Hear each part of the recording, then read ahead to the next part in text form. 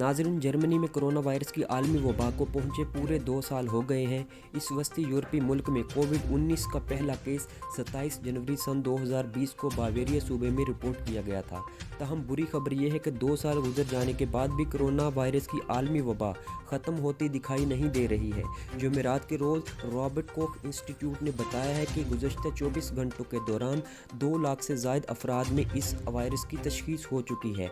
Germany में वबाई अमराज की रोकथाम और रिसर्च की इस वफाकी अदारे के मुताबिक जर्मनी में इस आलमी वबा की शुरुआत के बाद से अब तक पहली मरतबा किसी एक दिन में इतने ज़्यादा केसेस सामने आए हैं, जिसकी बड़ी वजह कोविड-19 की तब्दील शुदा किस्म ओमिक्रॉन है, जो इंतहाई बर्क रफ्तारी से फैल रही है। एक हफ्ते कबल बुध के दिन जर्मनी में मजमूई नई इन्फेक्शंस की तादाद 70,000 से कम थी।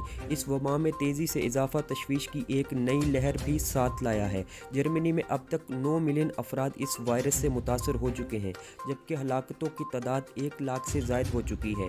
एक दिन में 2 लाख से ज़ायद केसेस जर्मनी में नया रिकॉर्ड है।